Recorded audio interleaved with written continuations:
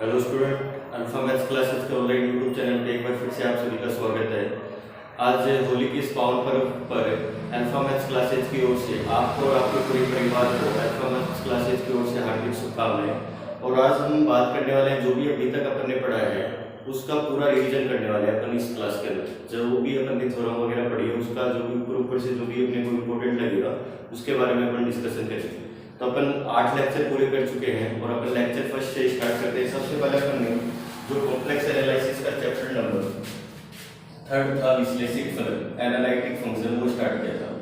तो unit first के अंदर अपन ने पढ़ा था कि विश्लेषिक फलन के अंदर क्या क्या चीजें हैं वो अपन सारी डिस्कशन आज दोबारा करने वाले हैं। तो सबसे पहले अगर अपन बात करें तो सबसे पहले अपन ने पढ़ा था कि सम स्ट्रक्चर क्या होता है। तो सम स्ट्रक्चर अपन ऊपर से बात करते हैं कि जो z equal to x plus iota y की फॉर्म में होता है वो आपका क्या होता है, सम स्ट्रक्चर होता है। ठीक है, अब अगर अपन इसका संयुग्मी लिखते हैं तो संयुग्मी इक्वल टू क्या होता है, z बार इक्वल टू होता है आपका x माइनस आइटा y। अगर प्लस का संयुग्मी लिखेंगे तो माइनस आ जाएगा, माइनस का लिखेंगे तो क्या आएगा, प्लस आ जाएगा। फिर अपन अगर इसका मोड लेते हैं z बार का, तो z बार का जो मोड होता है वो आपका होता है root of x square plus y square.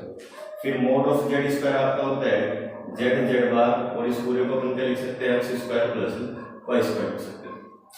तो ये तो क्या होता है, सम स्ट्रक्चर होता है। उसके बाद में अपन बात करते हैं कि समिश्र फलन क्या होता है, और इसके अंदर दो तीन रिजल्ट बताएंगे आपको कि जो रियल पार्ट ऑफ z, और जैसे ऐसे मान के चलो रियल पार्ट ऑफ z तो आपका क्या होता है x होता है, और जो इमेजिनरी पार्ट ऑफ z होता है वो आपका क्या होता है y होता है।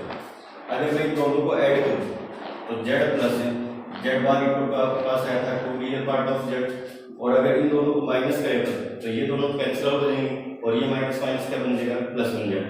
तो यहाँ से लिख सकते हैं two iota imaginary part of z equal to क्या आया था, z माइनस z बार। तो ये दो रिजल्ट अपने पास आए थे। फिर उसके बाद में अपन ने बात की थी समिश्र फलन क्या होते हैं। तो जो समिश्र फलन है उसको अपन ने डिनोट किया था w equal to F Z या w से, किसी से भी डिनोट करें। मतलब z का फलन होगा और z के आपका समिश्र चर, तो कोई समिश्र चर का फलन होगा और वो फलन किस टाइप से होगा, या तो z के प्रत्येक मान के लिए एक मान दे अपने को, या z के प्रत्येक मान के लिए एक से अधिक मान दे, वो आपके क्या कहलाते हैं, समिश्र फलन कहलाते हैं। मतलब z के प्रत्येक मान के लिए जो fz है या जो fz फलन है वो या तो एक मानी होना चाहिए या क्या होना चाहिए, बहुमानी। तब आपका जो fz है वो क्या कहलाएगा, समिश्र फलन कहलाएगा। जैसे एग्जांपल की बात करें, fz इक्वल टू लिख दो z स्क्वायर z की पावर हाफ, तो इससे तो दो वैल्यू मिलेगी और इससे अपने को केवल एक वैल्यू मिलेगी। जैसे z इक्वल टू 1 पुट करेंगे तो यहाँ से तो आपको मिलेगा 1 और यहाँ से आपको क्या मिलेगा, प्लस माइनस 1। तो ये आपके क्या होते हैं, समिश्र फलन होते हैं। उसके बाद अपन ने डिस्कशन किया था कि बहुमानी फलन और एक मानी फलन क्या होता है, सिंगल वैल्यूड फंक्शन और मल्टी वैल्यूड फंक्शन क्या होता है उसके बारे में अपन डिस्कशन किया था। तो z के प्रत्येक मान के लिए जो fz एक मान देता है वो तो सिंगल वैल्यूड फंक्शन कहलाते हैं, जैसे fz equal to z square.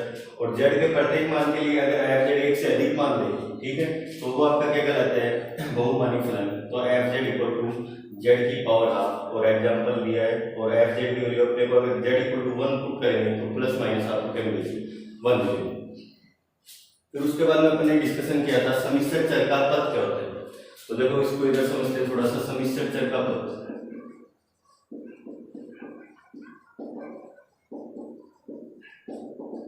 तो देखो अगर आपको ये बताया था कि अगर केवल और केवल आपके पास दो रियल वेरिएबल है, एक रियल वेरिएबल है, अगर उसका पद देखते हैं तो अगर रियल वेरिएबल का पद देखते हैं तो रियल लाइन के ऊपर होगा। जैसे x इक्वल टू 5 मैंने यहाँ पे मान लिया।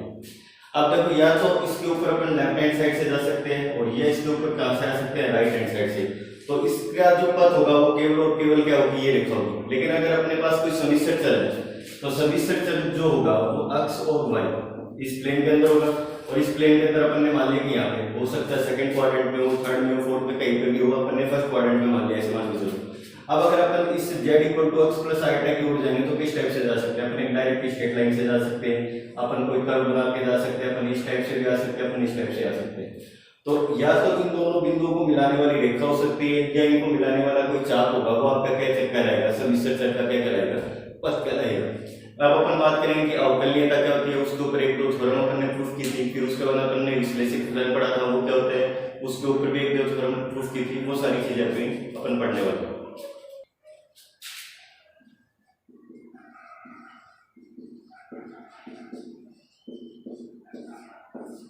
अवकलनीयता या डिफरेंशिएबिलिटी क्या अगर बात करें तो अपन ने डायरेक्ट डेफिनेशन पढ़ी थी, अपन यहाँ पे कुछ लिख नहीं रहे हैं, बस समझ रहे हैं। अगर अपन ये मानते हैं कि कोई फंक्शन एफ जेड है वो अवकलनीय कहलाता है, और वो अवकलनीय कब कहलाएगा, जब सबसे पहले तो ये अपने प्रांत डी में क्या हो, परिभाषित हो। सबसे पहले तो ये अपने प्रांत डी में क्या होना चाहिए, परिभाषित होना चाहिए, मतलब इसकी वैल्यू कोई ना कोई फाइनाइट नहीं चाहिए, अपने को डिफाइन होना चाहिए, ठीक है। फिर उसके बाद में अगर अपन एफ डैश जेड की वैल्यू निकालें और limit del z tends to 0 f z plus del z minus f z upon del z, इसका जो मान है वो क्या होना चाहिए, परिमित होना चाहिए तथा अद्वितीय रूप से क्या होना चाहिए, विद्यमान होना चाहिए, ठीक है। इसकी वैल्यू क्या होनी चाहिए, फाइनाइट होनी चाहिए और क्या होनी चाहिए, यूनिक होनी चाहिए। नेक्स्ट डेफिनेशन अपन ने बात की थी, अगर z इक्वल टू z0 पर कोई फलन अवकलनीय कहलाता है तो सबसे पहले तो ये z इक्वल टू z0 पे अपने प्रांत d में क्या होना चाहिए, परिभाषित होना चाहिए। फिर अपन ने बात की थी कि जो f डैश z0 है वो limit del z tends to या z tends to z0 f z minus f z0 upon z minus z0, ये भी क्या होना चाहिए, परिमित व अद्वितीय रूप से क्या होना चाहिए, विद्यमान होना चाहिए। तो मतलब इन दोनों की वैल्यू क्या होनी चाहिए, आपके पास परिमित व अद्वितीय रूप से क्या होनी चाहिए, विद्यमान होनी चाहिए। अगर विद्यमान होती है तो जो आपका एफ जेड होता है वो क्या कहलाता है, अवकलनीय या अवकलनीयता की कंडीशन को जो है वो सेटिस्फाई करेगा। फिर उसके बाद अपन एक रिजल्ट पढ़ा था कि जो एफ जेड है, एक फंक्शन दे रखा है जेड बार, ये कहीं भी अवकलनीय नहीं है, क्या नहीं है, कहीं पे भी अवकलनीय है। अगर बाई डेफिनेशन अगर अपन इसको सोल्व करेंगे तो जो एफ डैश जेड है उसकी वैल्यू अपने को मिलेगी limit del z tends to 0। अगर इसके ऑपरेट कराने तो यहाँ से मिलेगा z bar plus del z का बार और लास्ट में मिलेगा जेड बार कैंसिल हो जाएंगे, तो यहाँ से आपको मिलेगा del z bar upon del Z.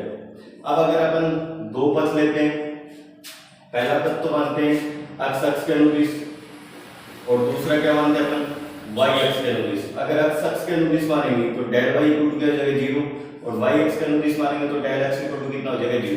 तो यहाँ से अगर इसकी वैल्यू निकालते हैं तो जो f डैश z की वैल्यू आएगी वो आपके पास आएगी limit del x tends to 0, जो डेल y की टर्म वो सारी 0 और यहाँ से बचेगा del x upon del x, तो इसकी वैल्यू अपने को मिलेगी प्लस का 1। और अगर यहाँ से वैल्यू निकालेंगे तो जो f डैश z की वैल्यू वो अपने को मिलेगी -1। तो +1 और -1 दोनों वैल्यू क्या है, डिफरेंट है, और डिफरेंट है तो इसका मान क्या नहीं है, अद्वितीय नहीं है, और अद्वितीय नहीं है तो ये क्या नहीं है, अवकलनीय नहीं है। उसके बाद अपन ने एक और फलन पढ़ा था, एक और एग्जांपल की बात की थी, f z equal to mod of z square. ये जो फलन है वो सर्वत्र क्या था, सतत था, लेकिन अवकलनीय केवल और केवल कहाँ पे था, आपका मूल बिंदु पे था। तो अगर इसको अपन थोड़ा सा सोल्व करें तो जो f z equal to mod of z square है उसको अपन लिख सकते हैं x square plus y square. ये जो फलन है वो आपका क्या, बहुपदीय फलन है, और बहुपदीय फलन सर्वत्र क्या होता है, सतत होता है, ठीक है। तो सतत वाली कंडीशन तो प्रूफ हो गई थी यहाँ से।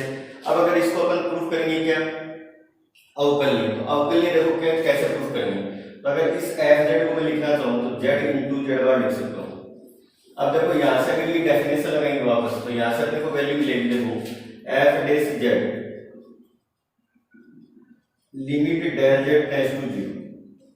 यहाँ से अगर वैल्यू लगाएंगे तो देखो जेड प्लस डेल जेड है, तो अगर इसकी जगह अपन ये पुट करेंगे तो इसके ऊपर पूरे के ऊपर क्या आ जाएगा, 12 आ जाएगा। फिर अपन इसको सोल्व करेंगे तो यहाँ से जो आपकी वैल्यू मिलेगी वापस यहाँ से इस टर्म के अंदर आ जाएगी, और अगर इसकी वैल्यू निकालेंगे तो एक बार तो अलग मिलेगी और एक बार अपने को अलग मिलेगी। तो ये सोल्व करवाई और वैसे तो करवाने की कोई जरूरत नहीं। अगर आप करना चाहते हो तो जेड की जगह डेल जेड लिख दो, देखो अगर करना चाहो तो जेड की जगह जेड प्लस डेल जेड लिख दो, तो इस जेड की जगह क्या जाएगा, जेड प्लस डेल जेड, तो ये टर्म बनेगी जेड प्लस डेल जेड, और पूरे के बार को अलग अलग बार लिख सकते हैं अपन। और जो लास्ट टर्म आएगी आपकी वो स्टेप से आएगी जेड जेड बार, और अपॉन नीचे क्या था आपका डेल जेड। अब देखो जेड जेड बार इसको मल्टीप्लाई करेंगे तो ये दोनों कैंसिल आउट हो जाएंगे, ऐसे मान के चलो। फिर जेड को डेल जेड बार से करेंगे, फिर डेल जेड वगैरह स्टेप से करेंगे, और एक डेल जेड का लिमिट लगाएंगे तो उसकी वैल्यू आ जाएगी आपके पास 0। तो यहाँ से आपके पास देखो क्या बचेगा, limit del z tends to 0। इसको सोल्व करेंगे तो देखो यहाँ से आपके पास ये टर्म बचेगी जेड डेल जेड बार, तो z del z bar upon del z, ठीक है। इसे डेल जेड को इससे मल्टीप्लाई करेंगे और अपॉन में डेल जेड है, तो डेल जेड से डेल जेड कैंसिल हो गए, तो आपके पास बचेगा जेड बार। फिर यहाँ से बचेगा del z upon del z, ये कैंसिल, डेल जेड बार का लिमिट लगाएंगे तो ये पूरी टर्म 0 हो जाएगी। अब देखो इसकी वैल्यू अपन पहले निकाल चुके हैं, तो इसकी वैल्यू एक बार तो अपने पास देखो यहाँ से कितनी आएगी, प्लस का 1 आएगी, और एक बार क्या आएगी अपने पास -1। तो अगर इसकी वैल्यू प्लस का 1 लेंगे तब इसकी वैल्यू अपने को मिलेगी, देखो यहाँ से जेड प्लस जेड बार, कब मिलेगी? इस केस में। कौन से केस में? जब x अक्ष के अनुदिश हो और डेल y इक्वल टू क्या करते हैं 0। अगर y अक्ष के अनुदिश लेंगे, ठीक है, तो यहाँ से डेल x इक्वल टू क्या आ जाएगा 0, तब इसकी वैल्यू अपने को मिलेगी z माइनस z1। अब दोनों वैल्यू देखो अद्वितीय नहीं है, तो अद्वितीय नहीं है तो इसका मतलब ये क्या नहीं है, अवकलनीय। लेकिन अगर मूल बिंदु की बात करें तो इसकी वैल्यू 0, इसकी वैल्यू 0, इसकी वैल्यू 0, इसकी वैल्यू 0, तो इन दोनों से जो वैल्यू मिलेगी वो अपने को मिलेगी 0 और 0 0 मिलते ही ये जो f डैश 0 उसका मान अपने को मिलेगा 0 दोनों कंडीशन से, और मूल बिंदु पे ये क्या हो जाएगा आपका अवकलनीय हो जाएगा। ठीक है, फिर उसके बाद एक लास्ट एग्जांपल था आपके पास जो f z है इक्वल टू z की पावर है, ये सर्वत्र क्या होता है अवकलनीय, और लेकिन एक कंडीशन होती है जो n बिलोंग करता है वो कहां से करता है i प्लस e तो जो या फिर n बिलोंग्स टू नेचुरल। तो अगर ये कंडीशन होती, इसको अपन ने एनसीईआर के फॉर्मूले से सोल्व किया था प्रसार वगैरह करके, सिंपल सा क्वेश्चन है, जिसने नहीं देखा वो प्रीवियस वीडियो में देखना, अच्छी तरह से समझा होगा। ठीक है, तो f z equal to z की पावर n सर्वत्र क्या होता है अवकलनीय होता है, कंडीशन क्या होती है n belongs to i plus, या फिर अपन लिख सकते हैं n बिलोंग्स टू n। ठीक है, अब इसके ऊपर एक दो थ्योरम और है, उसके बारे में अपन थोड़ा सा डिस्कशन करते हैं। फिर देखो मैंने एक थ्योरम की बात की थी कि परिमित अवकलज के लिए, परिमित अवकलज के लिए सापेक्षता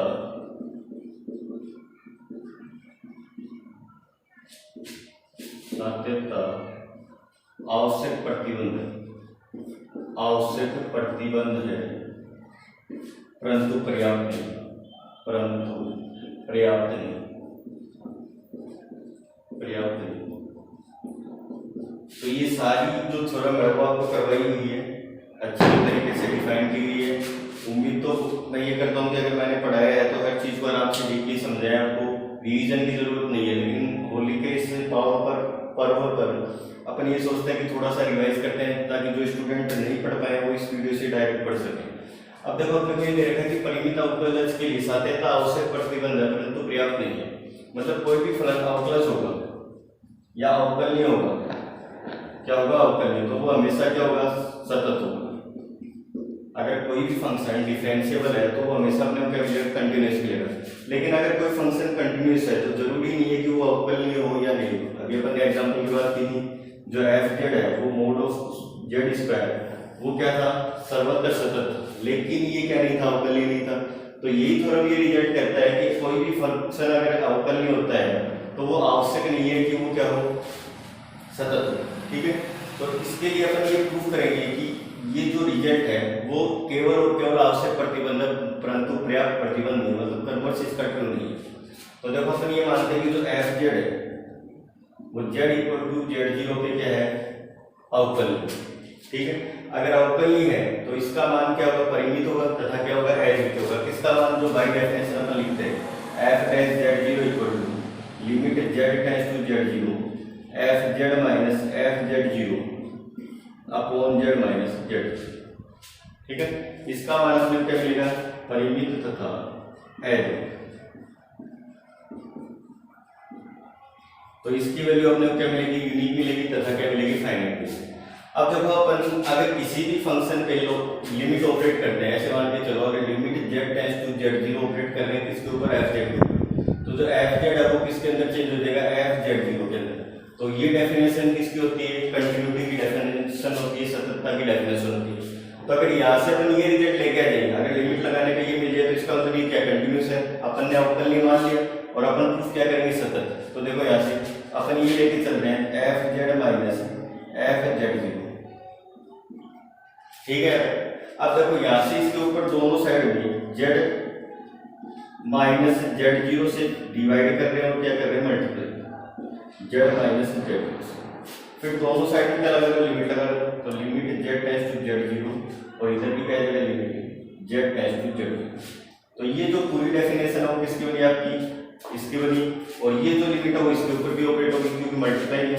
तो इस पूरे को तो अपन लिख सकते हैं f डैश z0 मल्टीप्लाई, अगर इस पे लिमिट लगाएंगे limit z tends to z0 z minus z0। अब z की जगह अगर z0 रखेंगे तो इस पूरे की वैल्यू कितनी हो जाएगी 0 0 हो जाएगी। तो यहाँ से अपन लिख सकते हैं ये तो क्या आएगी परिमित राशि आएगी कोई ना कोई फाइनाइट वैल्यू, और आगे क्या आएगा मल्टीप्लाई में आपके 0 और पूरे को मल्टीप्लाई करेंगे तो क्या आएगा 0। अब देखो यहाँ से इसको सोल्व करो तो limit z tends to z0 f z minus f z zero.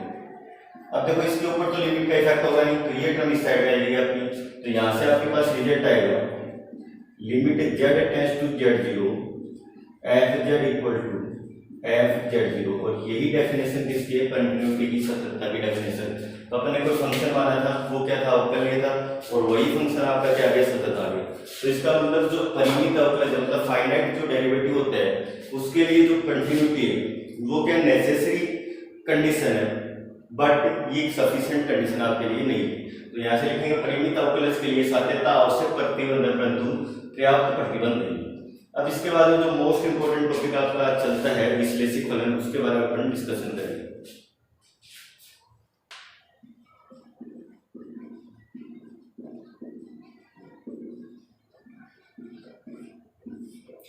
देखो अब अपन बात करने वाले हैं कि विश्लेषिक फलन आपका क्या होता है, ठीक है। तो विश्लेषिक फलन की अगर बात करें तो अपन सबसे पहले अपन ये डेफिनेशन पढ़ते हैं कि कोई भी फंक्शन है एफ जेड, ठीक है, अपने प्रांत डी में क्या होना चाहिए? प्रांत डी की प्रत्येक बिंदु पर क्या होना चाहिए? परिभाषित तथा क्या होना चाहिए? अवकलनीय होना चाहिए। मतलब प्रत्येक पॉइंट पे क्या होना चाहिए? वो ईच पॉइंट पे क्या होना चाहिए? डिफाइन होना चाहिए, और साथ में क्या होना चाहिए? डिफरेंशिएबल होना चाहिए। तब जो आपका एफ जेड है फंक्शन है वो आपका क्या कहलाता है? विश्लेषिक फलन कहलाता है। दूसरी डेफिनेशन अगर अपन कोई पर्टिकुलर पॉइंट की बात करें z equal to z zero, ठीक है, तो जो फंक्शन एफ जेड है तो z equal to z zero में परिभाषित होना चाहिए तथा अवकलनीय होना चाहिए, तथा साथ ही साथ इसका जो प्रतिवेश है, जैसे ये क्या मान लिया जेड जीरो, और जेड जीरो का जो प्रतिवेश है वो इस टाइप से है सारा, तो इस जो प्रतिवेश के अंदर इसके प्रतिवेश के अंदर भी क्या होना चाहिए? फंक्शन क्या होना चाहिए? डिफाइन होना चाहिए। तब ये आपका जो एफ जेड है वो क्या कहलाता है?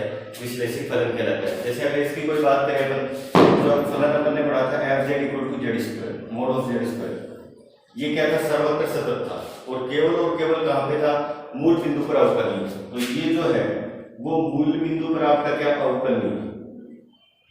अगर इसकी बात करें अपन तो ये जो फंक्शन है वो मूल बिंदु पर क्या है? आपका अवकलनीय। क्या है? मूल बिंदु पर क्या? अवकलनीय। परंतु ये मूल बिंदु पे क्या नहीं है? विश्लेषित नहीं है। क्या नहीं है? मूल बिंदु पर विश्लेषित नहीं।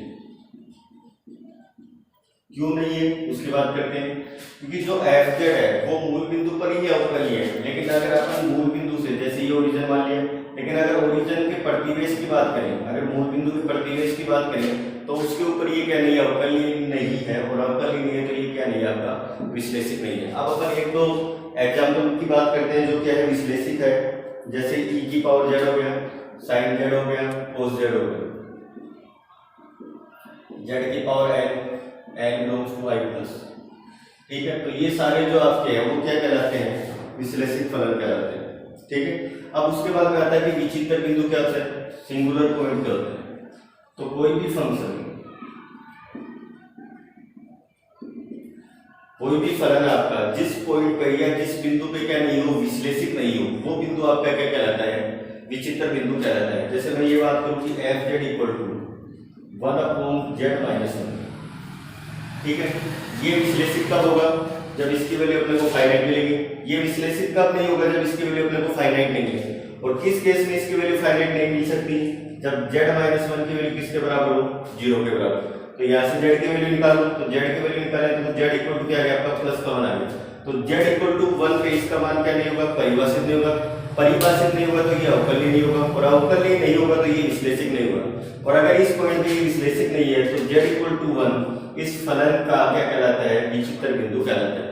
मतलब जिस पॉइंट पे आपका फंक्शन एफ जेड क्या नहीं हो? विश्लेषिक नहीं हो, वो पॉइंट आपका क्या कहलाता है? विचित्र बिंदु कहलाता है।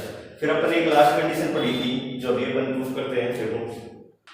देखो ये दे रखा था कि कोई फलन था, फलन f z equal to u x y plus iota b x, ठीक है। फलन के प्रांत डी में विश्लेषिक होने के लिए जो आवश्यक प्रतिबंध है वो क्या है? ये कौशी-रीमान समीकरण को क्या करे? संतुष्ट करे। और कौशी-रीमान समीकरण आप सब लोग जानते हैं, del u upon del x equal to del b upon del y, और del u upon del y equal to minus का del b upon del x. तो ये क्या होती है? आपकी कौशी-रीमान इक्वेशन होती है। तो ये जो फंक्शन है वो अपने प्रांत डी में विश्लेषिक होने के लिए आवश्यक प्रतिबंध है कि वो कौशी-रीमान समीकरण को संतुष्ट करे। मतलब अगर कोई भी फलन विश्लेषिक होता है तो वो हमेशा कौशी-रीमान समीकरण को क्या करेगा? संतुष्ट करेगा। लेकिन अपन ये नहीं कह सकते कि कोई भी फलन अगर कौशी-रीमान समीकरण को संतुष्ट करता है तो वो हर बार ही क्या हो, स्टेटिक फलन हो। तो ये दोनों साइड से कंडीशन ट्रू नहीं है। तो देखो इसकी बात अपन करते हैं। अपन ये मानते हैं कि जो एफ जेड है वो अपने प्रांत डी में क्या है, अवकलनीय। जो एफ जेड है वो आपका अपने प्रांत डी में क्या है, अवकलनीय। तो बाई डेफिनेशन अपन क्या लिख सकते हैं, जो एफ एस जेड आएगा वो आपके पास आएगा limit del z tends to 0 f z plus del z, ठीक है, माइनस का f z upon del Z.